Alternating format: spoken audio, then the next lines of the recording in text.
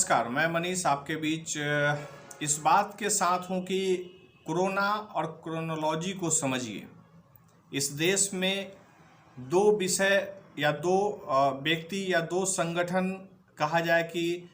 इतना महत्वपूर्ण हो चुका है कि उसकी परिस्थितियों को समझ लीजिएगा तो आपको यह बात समझ में आ जाएगा कि वाकई में कोरोना है क्या। क्या जो कोरोना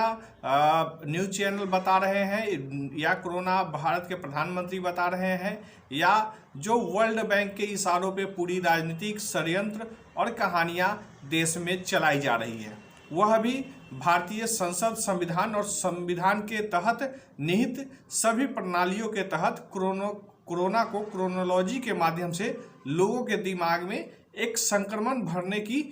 कवायद चल रही है। हर राज्यों में नई नई प्रोपगंडे शुरू हो गए हैं। अब एक नया कोरोना का वायरस का नाम और बहुत सारी चीज़ें आपको हर चीज़ न्यूज़ चैनलों पे दिन रात सुनने को मिल रहा है, देखने को मिल रहा है। लेकिन इस बीच आप समझिए कि 2020 में जिस प्रकार से कोरोना को लेकर के तांडव इस देश में शुरू हुआ, भारत के प्रधानमंत्री ने पूरे देश को बंद कर दिया, आपातकाल की घोषणा की। आपातकाल ही था, इसलिए कि आपातकाल कहे नहीं उन्होंने। जनता कर्फ्यू और विभिन्न प्रकार के थाली ताली बजाने वाली प्रोपगंडे के साथ बहुत सारी कहानियां आपने देखा है। लेकिन कोविड क्या था, कोविड क्या नहीं था, उसमें एक ही मुझे जो डिफ़ॉल्ट नज़र आता है, उसमें पूरी की पूरी राजनीतिक तैयारी और राजनीतिक षड्यंत्र जो कि वर्ल्ड वाइज स्तर पर देखने को मिली। और सब कुछ को बंद कर देने के कारण हाथाहाथ हुए आम जनता ने चिकित्सा की लापरवाहियों के कारण चिकित्सा क्षेत्र में एवं होड़ में मचाई हुई होड़ और भयावह एक, जैसे आप लोग देखते थे कि अभी अगर कह दी जाए कि नमक के रेट या नमक कल से बहुत ज़्यादा रेट हाई होने वाला है। नमक बहुत बार देखा होगा कि नमक को लेकर के पूरी दुनिया में, पूरे भारत में सनसनी खेल फैल जाती है और ताबड़तोड़ न्यूज़ चैनलों पे प्रोपगंडे चालू होते हैं। नमक अब खत्म होने वाला है, नमक में कुछ है, नमक, इस तरह की कहानी आपने कई बार देखा हो। और हम लोगों ने भी अपने लाइफ में इस 35-36 साल की उम्र में हमने यह देख लिया है लगभग 5 से 7 बार, जब नमक को लेकर के बड़े बड़े ड्रामे और प्रोपगंडे मचाए गए। सेम वही कंडीशन इसलिए मैं कह रहा हूँ क्योंकि अगर 2020 से देखेंगे तो भारत में जहाँ जहाँ चुनाव विधानसभाओं के हुए, राज्यसभाओं के हुए, विधान परिषदों के हुए और उसके बाद केंद्र की जो कई लोकसभा सीटों की हुई, तो आप देख करके समझ सकते हैं उन चुनावों में बड़े बड़े दावे, बड़े बड़े प्रोपगंडे, बड़े बड़े रैलियां, बड़े बड़े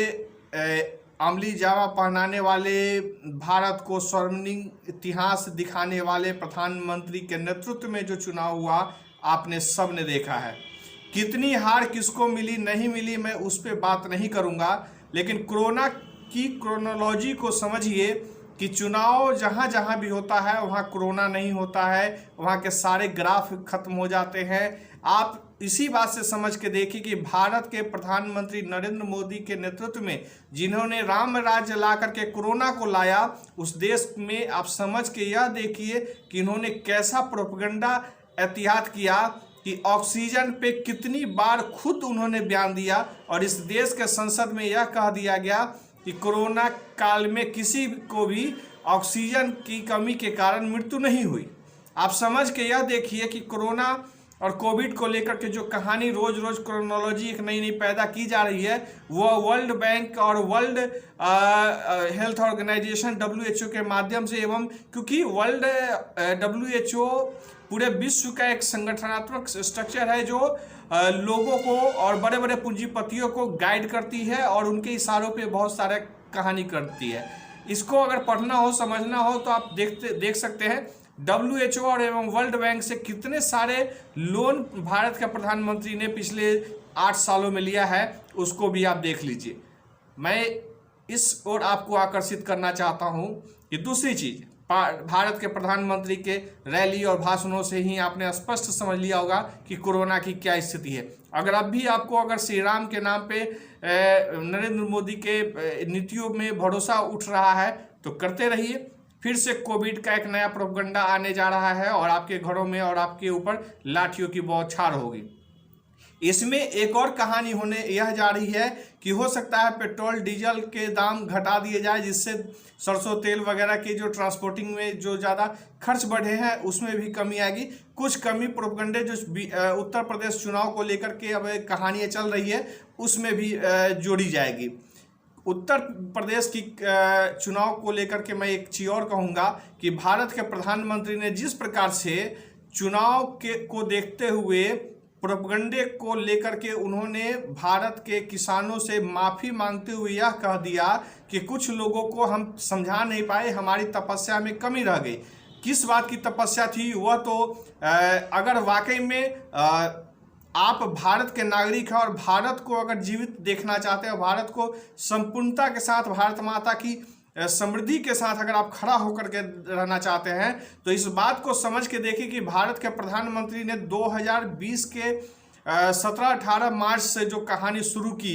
वह अब तक किस ओर मुड़ा है। अपनी राजनीतिक फायदों के लिए नरेंद्र मोदी ने अपने सभी प्रकार के प्रोपगंडे को शामिल किया। और एक चीज़ समझ लीजिए, इसमें किसी की और किसी गैंग की बात नहीं है, यह पूरी की पूरी एक सुनियोजित प्लानिंग है जिसमें वर्ल्ड के पैसे से लेकर के सभी जगहों के पैसे लिए जाते हैं और दिए जाते हैं और सरकारी माध्यम से उसको चुकाया जाता है, ताकि हम कर्ज के रूप में, चाहे आपको भारत के अंदर डिजिटल करेंसी की बात अभी बहुत तेजी से चल रही है, उन सभी चीज़ों पे मैं बाद में बात करूंगा, लेकिन समझिए जनधन खाता से लेकर के विभिन्न प्रकार के प्रोपगंडे जो इस देश में चलाए जा रहे हैं, नोट करेंसियों को बदलने का, डिजिटलाइजेशन करने की तैयारी, वो भारत की सोच अपनी है ही नहीं। भारत के प्रधानमंत्री के सोच में कहीं कुछ भी नहीं निहित है। ये सारे प्रोपगंडे जो जनधन खाता हो या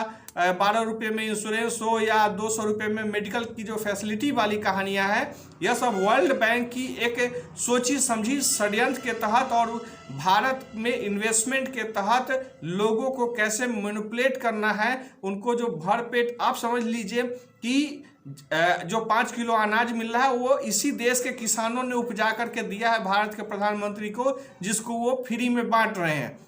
आप समझ के देखिए कि इस देश के प्रधानमंत्री ने अपनी नैतिक और मानसिक रूप से अपनी स्वाभिमान अभिमान को इतना गिरा दिया है कि जिसकी परिकल्पना भी शायद करना बहुत मुश्किल है। यह परिस्थिति बताती है कि किसानों के आंदोलन और शाहीन बाग जैसे बड़े आंदोलन में सफलता असफलता क्या मिली नहीं मिली मैं वो नहीं जानता हूँ, लेकिन कितना % कोरोना के केसेस वहाँ बढ़े? कहीं नहीं बढ़े। लोग भूखे प्यासे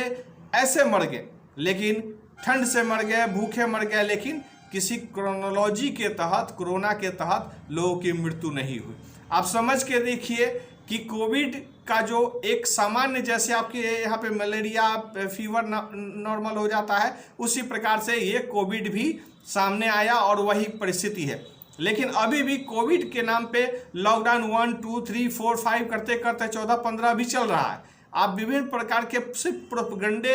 अपना करके देश के उन आवाम जनताओं को परेशान करना चाहते हैं जो कि अपना जीवन यापन सामान्य रूप से जीना चाहते हैं।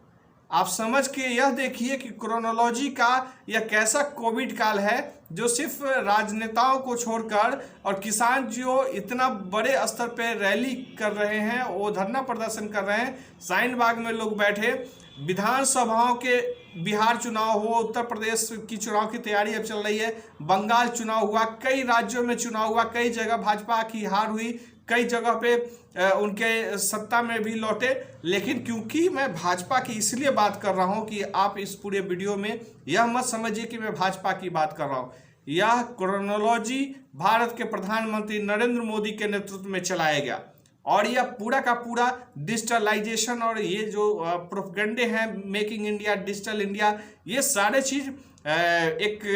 कार्टून है जो आम आदमी को एक मनोरंजन के रूप में दिखाया जाता है। कहीं भी सोच नहीं है कि हमें इस देश को विकसित करने की नीति पे भी काम करना है। यह सब वर्ल्ड बैंक और वर्ल्ड WHO के माध्यम से ये सब प्रोपगंडे विभिन्न देशों के षड्यंत्र के साथ मिलकर खेला जाता है, ताकि हम यह दिखा सकें हम फ्री दे रहे हैं, जबकि आप देख के वर्ल्ड बैंक का जो रिपोर्ट है उसको आप पढ़िए। देखिए, मैं क्या दिखाऊंगा नहीं दिखाऊंगे मत भरोसा करिए, मैं नहीं कहता हूं कि आप मेरे पे भरोसा करिए, लेकिन वर्ल्ड बैंक का जो वेबसाइट है उस पर खोल के देख लीजिए कि 2014 से लेकर 2021 तक प्रधानमंत्री नरेंद्र मोदी के नेतृत्व में कौन कौन से एजेंडे चलाए गए हैं और उसके लिए कितनी फंडिंग हुई है। आप समझ के देखिए कि विदेशी मुद्रा भंडार के नाम पे जो तमाशा चल रहा है, $5 ट्रिलियन की बात जो भारत को ले जाने की बात चल रही है, वो कहाँ पे सत्य है। यानी कि कोरोना एक क्रोनोलॉजी है जो देश को खोखला बनाने का एक षड्यंत्र है, और इसके माध्यम से हर एक राज्यों को अब समय मिल गया है कि वो भी अपने हिसाब से मोनोपोली करे और आम जनता पे षड्यंत्र करे। इसमें सड़क निर्माण नहीं हो, विद्यालय का निर्माण ना हो चलेगा, लेकिन संसद भवन का निर्माण होना जरूरी है। एक गजीब और अजीब सी होने वाली घटनाएं भारत के लोकतंत्र के लिए बहुत ही घातक है। आप अगर वाकई में राष्ट्र के निर्माण की और उसमें भागीदारी निभाना चाहते हैं तो अपने जीवन को एक बेहतर स्वरूप देने का प्रयास करिए। आज आप देख लीजिए कि हाजीपुर यानी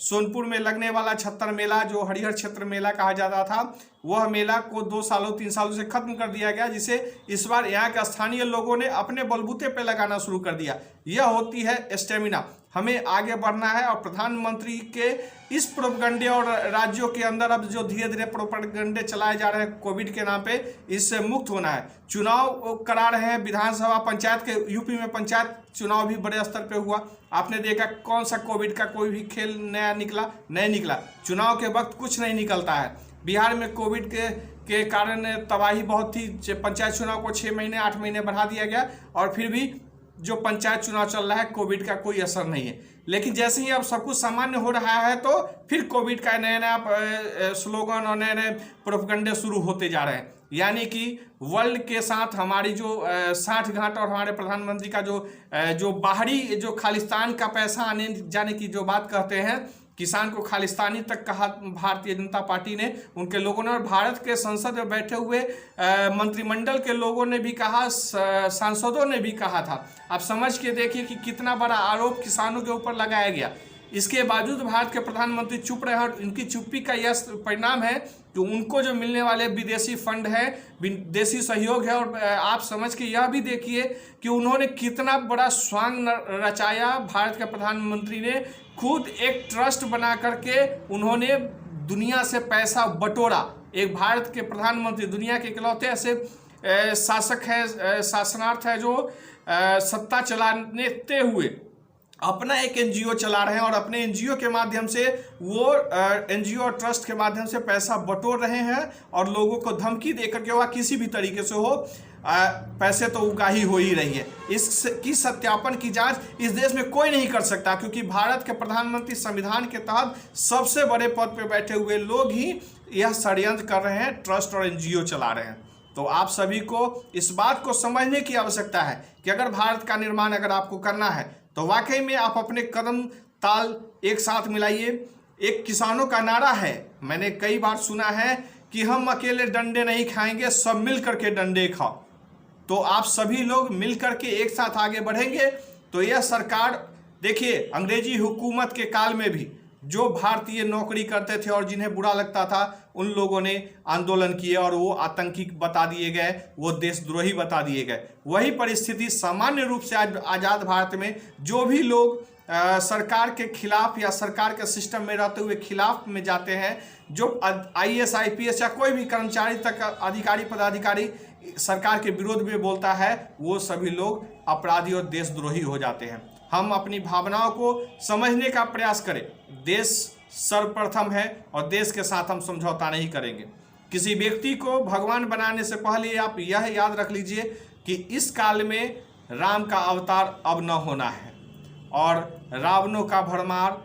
बहुत होता जा रहा है। इसलिए इस बात को ध्यान में रखते हुए कि कोविड काल सिर्फ आम आदमी के ऊपर ही क्यों हावी होती है, चुनावों में हावी क्यों नहीं होती है। बहुत बहुत शुक्रिया आप सभी का, बहुत बहुत धन्यवाद। आप सभी लोग अपना ख्याल रखते हुए एक देश को एक बेहतर राष्ट्र बनाने की तरफ हमेशा कदम बढ़ाइए, ताकि हम सभी मिलकर इस देश को एक बेहतर और दुनिया से कहीं दूर लेकर एक बेहतर तरीके से पूरी दुनिया को मानवता के रास्तों पे पुनः लेकर के चले। शुक्रिया।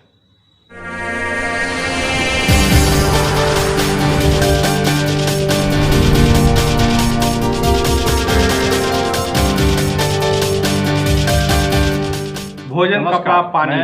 पुनः एक महत्वपूर्ण आपके बीच दोबारा आया हूं, और इसलिए आया हूं कि या किसी भी व्यक्ति का जो मानव है या जिसमें जीव है, वैशाली जिला बोल सकता है, रेंग सकता है, या किसी भी प्रकार के से नेतृत्व में जो ऑक्सीजन, नगर कार्बन थाना डाइऑक्साइड संचालित होता है,